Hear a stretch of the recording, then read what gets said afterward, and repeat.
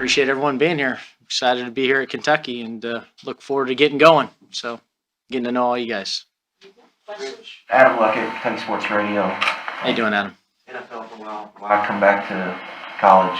SEC? For me, personally, the timing was perfect. I excited to be in charge of the offense again, and felt like it was just time to go coordinate and do it. And it just happened to be the right head coach and the right situation that fit perfectly for where I was at my point in my career, and excited to be here because of it. Got more earlier. When you make that decision, I guess, what are you looking at? Like, was it just Kentucky, or was it this situation, or were you kind of looking at other places?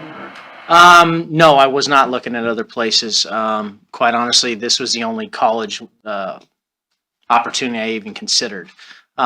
I think that I just aligned with where Coach Stoops is for what he's looking for out of his offense, what he believes at the core, and what I had heard, the kind of man he was to work for, the situation, and I don't know that I jumped in immediately to the opportunity. I wanted to make sure it was right for me, and I explored it and watched plenty of their tape, and it just it seemed like a very good fit, and I think that made the transition easy for me. What jumped out when you started looking at film? Just the style of offense they played. Liam did a nice job last year.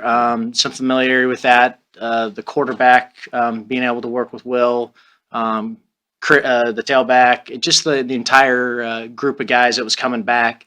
There's something to build on here, and I'm excited about helping take it to the next level if I can. John Hill, the Courier Journal, you've had an unusual coaching path. I have. Walk us through why you were willing to make some of those jumps that most people wouldn't be, and then maybe how you got into coaching too as somebody who didn't play in college. Yeah, I'm a complete outlier in a lot of ways. There's no doubt about it. Yeah, I mean, this wasn't my, we all have a path. Things kind of break your way. How I got pulled in is a long story, but I was fortunate enough to end up at a school, UC Davis, early in my career. The first quarterback I ever worked with got drafted in the NFL. He was a Division II finalist for the Harlan Hill, and I mean, these were non-scholarship quarterbacks that were developed into pro players. The first quarterback I ever really worked with, J.T. O'Sullivan, played a decade in the NFL. I was around some real good ones real early with the best quarterback teacher that I've ever been around, and that was Bob Biggs at UC Davis. It taught me a lot, gave me a foundation, started me on my path. Then I got around line guys. I was at Idaho with Tom Cable, and the whole staff were line guys, and that became part of my expertise, to know the run game, pass protections, outside zone, and it became what I did throughout college. That led me to Kyle Shanahan. And ultimately, that's how I ended up in Atlanta in 2015. So there's a lot of stops in between. Things happen. Been able to coordinate at 1AA schools across the country, but very fortunate, lucky to do what I do, and I ended up in the right spot for me right now, and I'm excited about it. I talked to Coach Biggs last night. He said you walked into his office sight unseen. He didn't know who you were, and you asked if you could volunteer on the staff. Yeah, we had a mutual friend who played there that recommended me to him, and it just one of those buildings where at that point I had been coaching high school football, and I knew that I thought I was going to go back and be the head coach at my high school, quite honestly. That's what my intent was. And I got around him, and it just changed my path. And the things that I believe today, the things that I teach, my ability to evaluate quarterbacks, what got me to the NFL, a lot of that, the foundation I'm grateful that I got from him. Michael Epps with WDKY. Coach mentioned you've been hunkered down, already getting to work, getting ready. What excites you about the players that you have here on the offense, and just kind of, are you salivating at kind of the tools and a lot of talent that this offense has coming back? Yeah, I mean, it's happening fast. Spring ball's around the corner, so you gotta get going on that. And there's been a foundation laid that's kind of set the trend for where we're headed. And yeah, there's some really good players coming back. I can tell that Coach Stoops has done a great job recruiting the right types of people. I feel good about the attitude, just meeting them, the intent, how they want to get as good as they can be. And I think the pieces are there. It's our job to bring it together, and yeah, I'm excited about doing it. Rich, I'm Mark Story from the West End here. How big an advantage is having the offensive line coach come from the same program you've come from, and would you have taken the job if Zach weren't here? And that's a great question. It would have been much harder to take the job. not that I don't feel great about the entire situation, but it's to be successful in such a short time period now that it's happened a little later.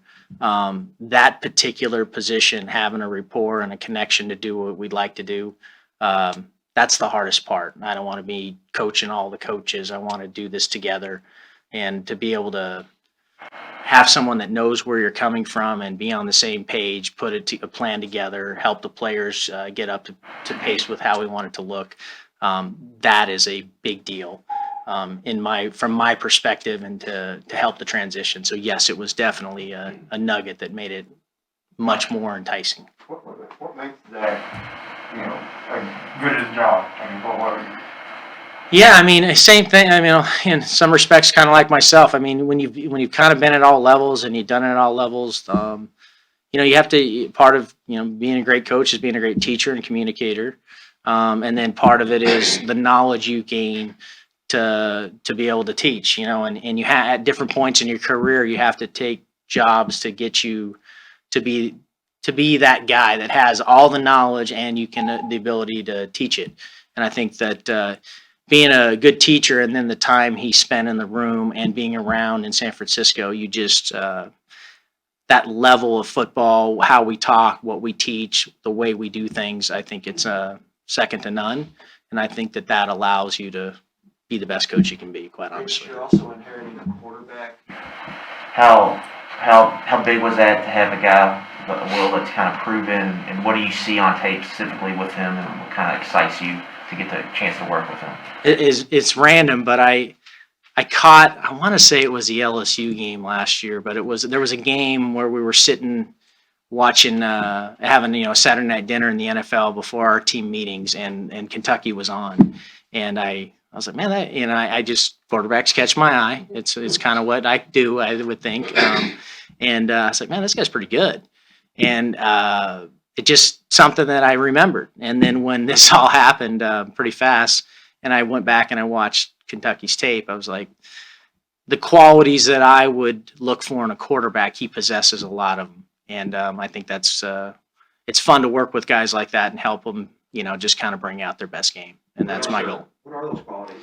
Is it arm strength? Is it size? Is it pocket mobility? I would say this, it's the toughest to me. Well, let's say the NFL, to play quarterback at the highest level, to me, is the toughest thing in sports to do, and that requires toughness. It requires an intellect, football intellect, processing ability, and then the physical ability to pull it off. And that can look a lot of different ways. Some guys are, it could be Drew Brees and Mahomes and everything in between. Josh Allen, how you play. Those are the kind of the top guys, and so the ability to be an athlete, to be an above the line thrower that has more in you, and that toughness and smarts.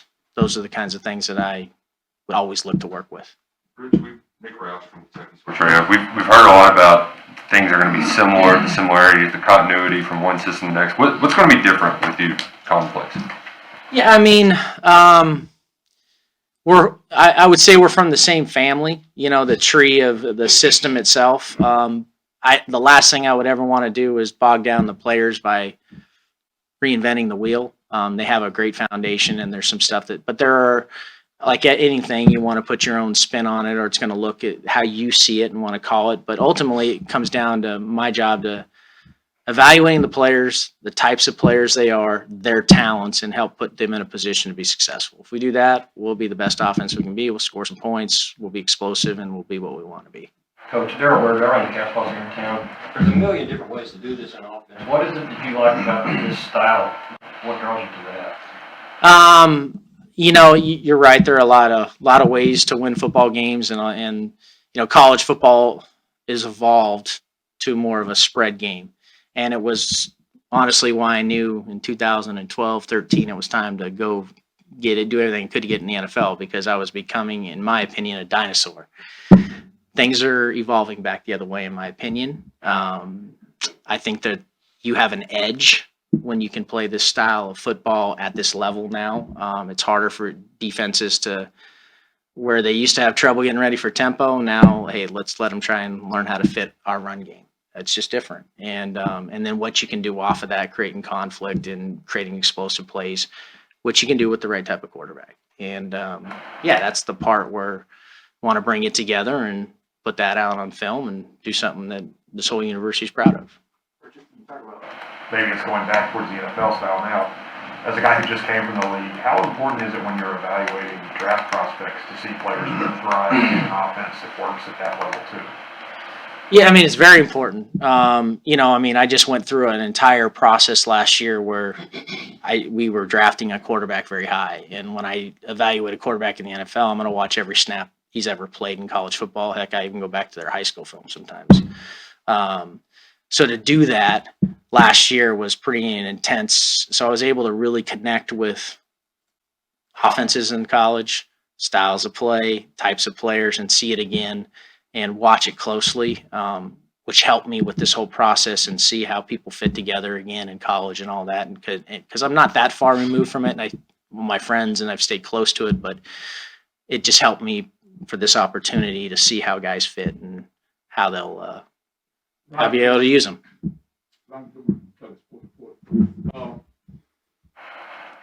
Forty-niners were really pointing in terms of wanting to run football and some football, and probably more, you know, and I can see the fact that you lean a lot stronger on the run. Yep.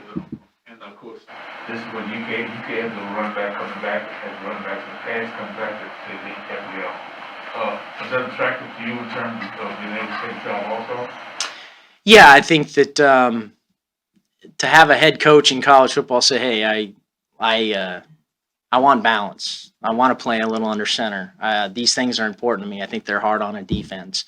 That belief is why I'm here. And so, yeah, they're finding a way to incorporate the style of players we have in our scheme and what that looks like.